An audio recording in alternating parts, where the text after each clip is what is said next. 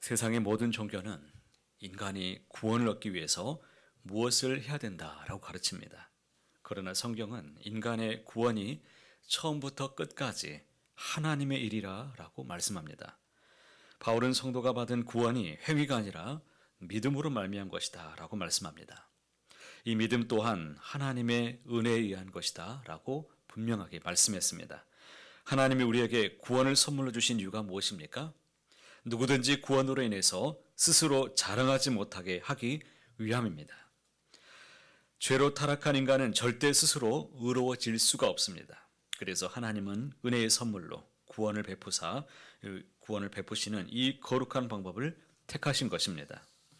내가 구원받았음으로 인해서 우월의식 속에서 우리는 자랑할 수도 없고 또 그렇게 살아갈 수도 없습니다.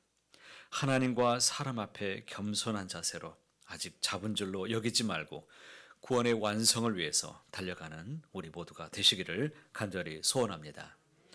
특별히 10절 말씀을 우리가 눈여겨보시고 오늘 하루 가운데 묵상하고 이런 말씀으로 평생을 살아갈 수 있기를 바랍니다. 10절 말씀 함께 읽어보겠습니다. 우리는 그가 만드신 바라 그리스도 예수 안에서 선한 일을 위하여 지으심 받은 자니 이 일은 하나님이 전에 예비하사 우리로 그 가운데서 행하게 하려 하심이니라.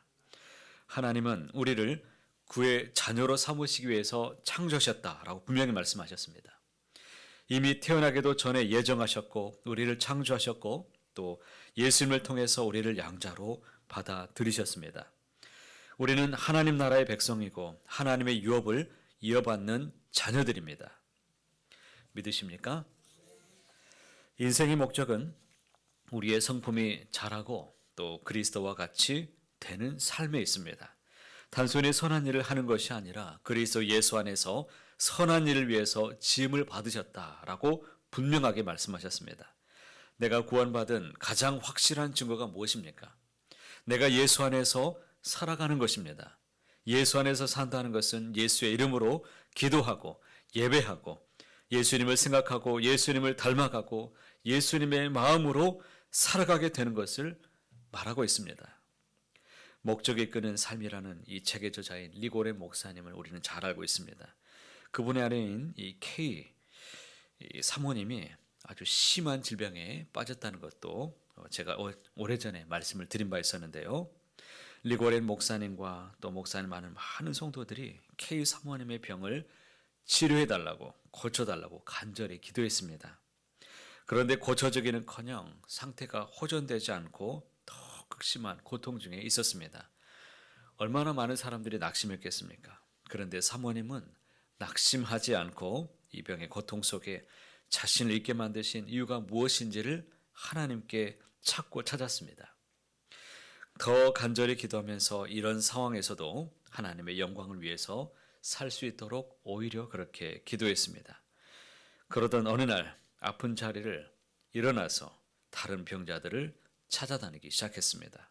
그리고 그들을 위로하고 기도하면서 오히려 하나님께서 그녀의 성품을 강하게 하시고 또 다른 사람들을 돕는 사역을 맡겨주셨습니다.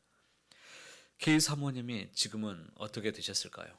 지금도 잘 살고 있습니다. 오히려 관리를 잘하니까 더 건강하게, 더 지금도 왕성하게 사역을 감당하고 있습니다. 하나님께서 선한 일을 위해서 우리를 만드셨다라고 말씀하셨습니다. 여러분, 이것을 믿으십니까? 여러분의 인생의 그러면 목적이 무엇입니까? 우리는 하나님이 주시는 이 신령한 복으로 우리 인생을 거룩하게 살아야 될 우리는 그런 사람들입니다. 진화 생물학자, 아주 유명한 이 최재천 교수님이 있는데 이 생물학자, 진화 생물학자가 교회를 다닌다고 하면 여러분은 놀라실 것입니다. 이분은 생물학자들에게 삶의 의미가 없다라고 말합니다. 유전자의 활동으로 벌어지는 일들을 단순히 그냥 연구하면서 살아가는 그런 학자들일 뿐이다라고 이분이 말했습니다. 그러나 삶의 목적을 뚜렷하게 갖고 있는 분들을 보고 날마다 살아간다라고 고백합니다. 독실한 기독교인 아내와 결혼해서 그의 신앙을 오랫동안 보면서 같이 신앙생활 하고 있다는 것입니다. 정말 진지하게 종교가 무엇인가?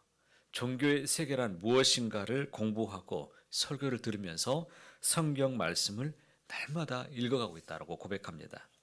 이분이 가장 이해할 수 없는 신비가 무엇이냐면 교인들 중에 너무너무 힘든 상황인데 하나님을 붙들고 너무 행복해하는 모습을 보면 너무 신기하다는 겁니다.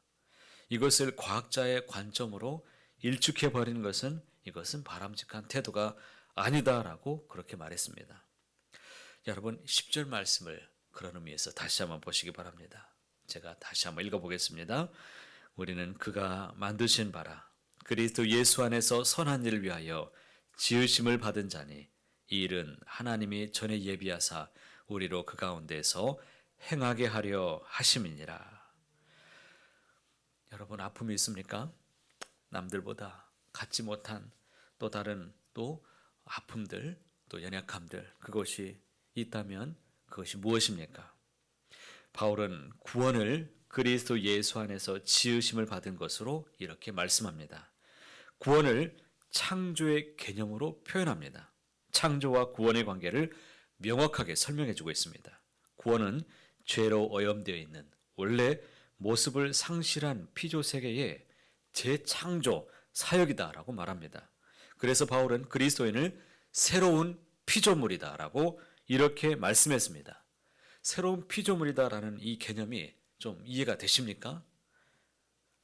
고개 좀 끄덕거려 주시면 좋겠습니다. 여기서 우리가 주목해야 될 말씀이 있는데 하나님이 죄인을 재창조하신 목적이 무슨 일을 하게 하도록 하기 위해서 선한 일을 하기 위함이다라고 증거합니다. 그러면 우리는 이제부터는 진짜 거듭났으니까 선한 일을 찾아서 해야 됩니다. 나를 창조하신 목적이 무엇인가를 알고서 깨닫고 살아가야 됩니다. 최소한은 하나님이 주신 맡겨주신 이 직분의 의미를 알고서 감당한다면 여러분의 삶이 의미가 있게 될 것입니다. 여러분의 삶 속에 하나님의 풍성한 간증이 나타나게 되실 것입니다. 부족하지만 하나님이 부족함 속에 은혜를 채워주실 것입니다. 인생의 문제를 만났지만 그 문제 때문에 허덕이지 않고 뛰어넘어서 이런 생물학자들도 놀래는 진화학자들도 놀래는 일들이 여러분 안에 간증으로 나타나게 되실 것입니다. 그러니 이 선함의 목적을 알고서 오늘도 구하고 살아내는 삶이 되시기를 주님의 이름으로 축복합니다. 사랑하는 성도 여러분, 구원받은 성도들에게는 새로운 영적인 삶이 시작됩니다. 항상 주 안에서 행복하게 복되게 기쁨으로 살아가시길 바랍니다. 우리 주님과 함께 일생 동안 주님을 자랑하며 살아가는 저와 여러분 모두가 다 되시기를 간절히 소원합니다.